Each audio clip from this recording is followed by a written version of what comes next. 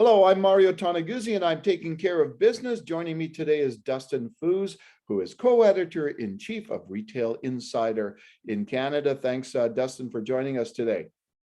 Yeah, it's great to be back. This is number 4, right? 4 or 5? We're having fun with this. We're having a series that we're talking about issues in the media industry and public relations industry. And as always, Dustin, I shoot it over into your hands, and Dustin will be asking me questions. And we'll be talking about today embargoes and how and when public relations companies and communications companies should use embargoed news releases. Take it away, Dustin. Absolutely. So from the last few years, we've seen a larger influx of folks utilizing embargoes to create the story, create the messaging, make sure that everything goes out at the same time. We've seen in Retail Insider, embargoes last from maybe a couple of hours to more than 2, 3, 4 weeks. And it's a very interesting topic. So what is the proper way to utilize an embargo? Well, let's talk first of all about, for those out there that are probably are not in the industry, let's talk about what an embargo is. And a lot of times what Dustin gets and what I get is news releases from companies in advance, basically, and with the stipulation that, nothing can be reported on these releases until they officially are sent out through different channels, and usually through the wire services. Now, it's funny because, embargoes have always been in place for a long time, but I too am seeing more and more of this from the PR industry and communications industry these days. And I think in many ways, it's a way to create some excitement and exclusivity. You as a journalist, I am a journalist. As a journalist, I received something from X retail company, and we're offering you this embargo, et cetera. And it's, wow, this is great. We got the embargo and we can jump on it. We can get something ready to roll and have it published the minute the embargo comes out. And that's the intent of it, right? And it usually works. It works perfectly. The problem becomes, the major issue becomes, what happens when an embargo is broken? And I've had that happen so many times in my career where I was, received something, and and I religiously follow the rule of the law and don't publish anything, and then I see somewhere somebody has written something, and that's where it becomes interesting. And to me, when I look at embargoes, I think to prevent that, one of the key things is people like companies or PR companies or communications people have to build a relationship with the media that they're dealing with to know that, okay, I trust Mario and I trust Dustin that they're not going to break that embargo, because some other media outlets may not care, because they don't have a long-standing relationship with these people. And if it's a one-off thing and it's a big news story, they're going to break it, right? So that's the only cautionary thing about that is, if I was giving advice to some of these companies, is to know the person you're dealing with, and to know that they are trustworthy and have integrity and won't break that embargo. So what happens when you are working on a story under embargo and it comes with it, you've agreed to it, you've solidified that you are in fact going to represent this embargo that has been requested, and you see a story out there that has already either broken said embargo or came from a different source? How do you deal with that? Well, I think I think in those cases, I think the PR companies and communications people have to be flexible, and they have to Yep, understand that if an embargo is broken somewhere by somebody for whatever reason, and sometimes these are just mistakes, right? That it's absolutely. nothing nefarious going on. It's just somebody forgot. Oh, 3 p.m. Eastern, 3 p.m. exactly. Pacific, Yeah, time zones happen. yeah, exactly. But I think in those cases, those people have to be flexible and say, okay, you know what, the embargo is broken. It is not fair to the other people who may have received this press release in advance to wait and wait and wait, right? Yep, And usually, what I found through my experience over the years is that they open the door then, and then they say, yep. and then they can have the discussion in whatever manner they want to have with whoever initially broke the embargo. But really, that is a proper way to proceed with that, right? Yep. I guess some of the issues then become. It depends on the story, right? Because what if it's something that is say during when the stock exchange is on. Uh, Yep. you Publicly know, traded companies. Yep. public things like that then become a little trickier Yep. because you want to either release something, and sometimes things are timed prior to the stock market opening, and sometimes they're timed for after the stock market opens, because obviously anything that would break within that time frame, because that has impact on the company's stock, et cetera. So that's a kind of another scenario that they're going to have to figure out. But yeah. Now, in your experience over the last, say, 12 to 18 months, what is the proper etiquette when it comes to an embargo? If a company reaches out and says, we are releasing this information under embargo, is there an etiquette that is expected from the journalist? And is there anything that the PR company and the brand is then entrusting you? Well, you know what I find that funny, because a lot of times what I'm seeing today is they somebody will reach out to me and say, we've got this report coming out next Friday at 10 a.m. Eastern, and would like to give it to you under embargo. But they're always asking for a written commitment. Like Yep. can you please confirm that you will, abide by the embargo, et cetera, right? So they're trying to nail that down. But as I said before, it all comes down, to knowing the media outlet, knowing the journalists that you're dealing with, and do you trust them enough and know enough about them over the years that Mario's not going to break the embargo, right? For what Now, no.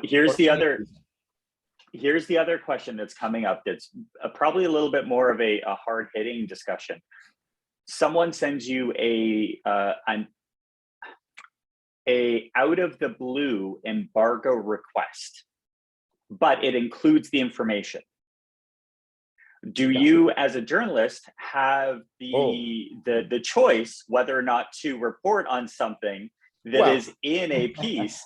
It's such a weird. I've seen it literally twice this week. Well, that's an interesting scenario. I'm glad you brought that up, because it also reminds me of a couple of things.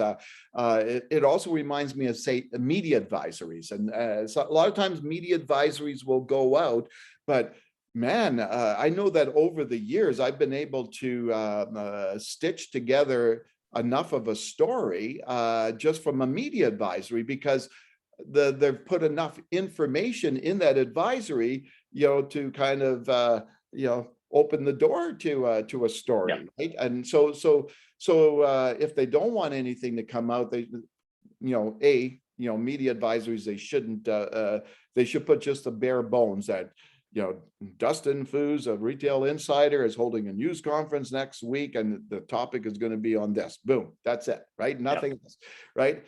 When it comes to the emails, as you mentioned, that's quite interesting, because technically, right, you've given them enough, a media person, enough information to write a story.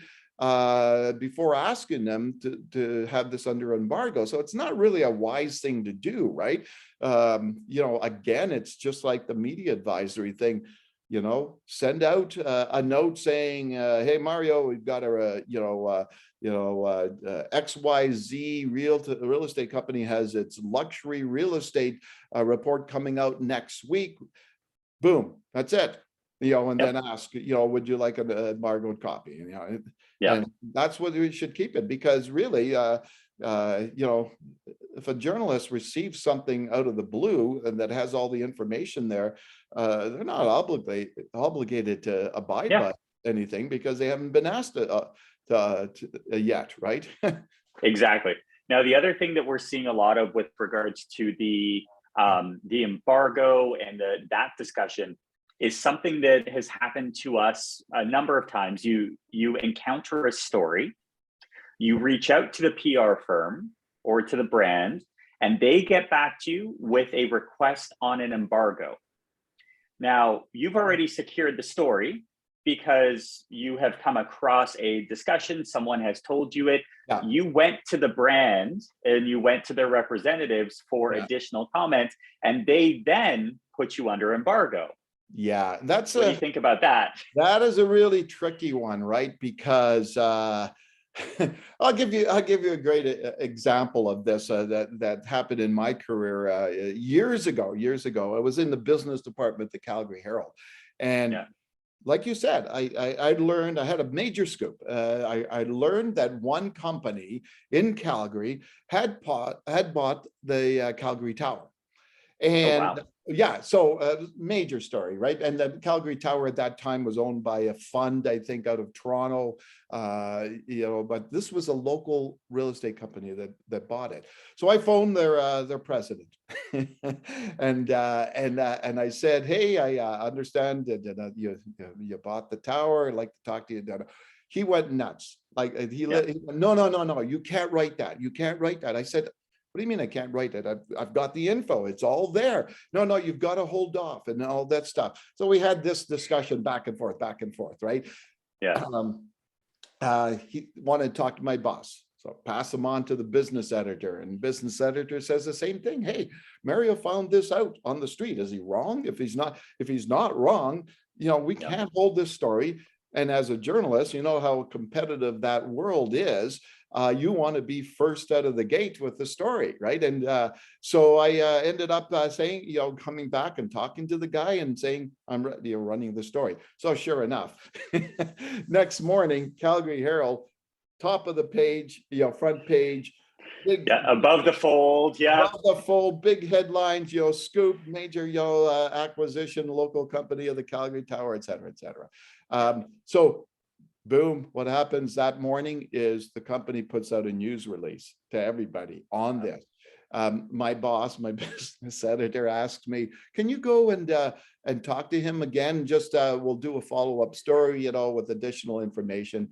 I phoned the guy and he said, "Mario," he said, "didn't I say that I wouldn't talk to you ever again if you ran that story?" I said, "Yeah, I know, but we have to run the story, right?" So it's funny because after several months later, I got a phone call from him right out of the blue saying, "You know what? I've been thinking about things, and maybe we should get together, have a coffee, and discuss." After that, everything was great. He's actually continues to be one of my top sources from the real estate world today. But that's a good example of obviously they had a press release ready to roll the next day. They didn't want me, I guess, as a journalist, to steal their thunder, by having the scoop type thing. So unless in those cases, unless there's something really compelling, a really compelling reason that you cannot publish that story yet, then of course the negotiations begin. Okay, I'll hold off. I understand, but you've got to clearly indicate to me that you're not going to give this to anybody else, that I still have the story before anybody else has it. So it's an interesting scenario, no doubt. Yeah, it's a fun one, and that's the world that we live in the 24-hour news cycle. It's completely different than it used to be with regards to having that print deadline that you have to get something in by 4:45 because you have to go out and run everything so it could be in people's doorsteps at 6 o'clock in the morning or 5 o'clock in the morning. The world has changed a little bit, but I think we're still starting to see people, especially the PR firms, utilize embargoes Yeah. in interesting ways. And sometimes it works for them, other times it doesn't. And we'll see what's going to happen, I guess, coming soon. It's all about conversation, right? Conversation and education. Well, you know what, let's not forget too, that in some ways, they can be used strategically, right, by companies. Absolutely. That you're targeting a certain media outlet because this media outlet is the best for you to have that story go in. So you contact the media outlet and give them the embargo and the exclusivity on that. It's not exclusive in the sense that you're the only one that's going to get the story, but you're the only one that's going to get the story that's going to go out at 12 a.m. Eastern time when the news release comes out at 12 a.m. Eastern time, right? And I've dealt over my years as a journalist. I've dealt with a lot of companies with that, and just to go back and time another story. I remember when the TELUS Sky building here in Calgary, it's a massive tower in the heart of downtown Calgary. When that was being announced, I got the embargo on that, right? And there was a news conference. I remember in one of these makeshift tents outside to announce all this. And I can't remember the time, but I had the story all ready and written to go. So when the news conference started, well, what ended up happening is on that one, and this is something that also people should keep in mind, but what ended up happening is the premier at that time, and I think it was Alison Redford at that time, was late coming to the news conference. So the news conference was delayed and delayed. And but the story was already ready to go, and it was back at the office. It was press the button, and boom, at the time, the selected time, it was out, right? So it was out. That story was out before. Well, first of all, nobody else had it, and then second of all, before the news conference even took place. So that's the other thing. Also companies should be aware of, like you got to make sure if you have an embargo that's coming out or a news release or a news conference that's coming out at a certain time and you've given the embargo to a journalist, well, you better make sure that that news release actually does come out at that time, and or that news conference actually takes place at that time, because then you open up a can of worms and other media are going to be ticked off like and that. Now the other side that's happened with us recently were embargoes that are at a certain time. And the interesting part about the world that we live in with regards to digital side is that, we can always put something out at any time, but there are certain things that that are set in stone. And for Retail Insider, for example, it's at 2:30 in the morning, we send out our email newsletter. Okay. And we know that happens every single day. It's a strategic time frame, but then there are certain things that we'll hold it off for. So one of the lessons that we're learning throughout this entire process is embargoes with times can be negotiated. And that's something that we all have to be in the same boat, because if you're sending out an embargo and you're having 50 people writing an embargoed story, you have to pick the right time that works for your top news folks. Like, what is the best time to put this out? Well, never Friday at 5 o'clock, right? Well, that's a great point. Yeah, exactly. Like, why would you put out a news release at 3 a.m. Say Eastern time when no media is going to have, and they're not going to publish anything at 3 a.m. Eastern because nobody's scrolling online or whatever to see the story, right? Sometimes those things come out,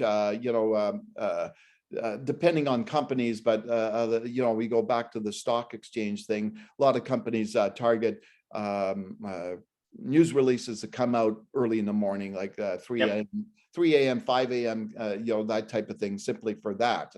But that's a great point. Like, you should really take a look at the timing. And, the time now, in the past, when we were dealing with the media and journalists, we had a certain window, right? And okay, this was the only time that the Calgary Herald was going to be publishing, etc. Now that window is like this, right? And we can publish it anytime. Exactly, right. And that's the thing. And in this digital world that we live in, deadlines, like I always tell the people, there are no deadlines anymore, because it's now. It's people, whether it's Retail Insider, whether it's other media publications, they all have the capacity to publish in an instant, right? And at any time of the day. Now, the only thing is, you strategically think of when the best times of the day are, right?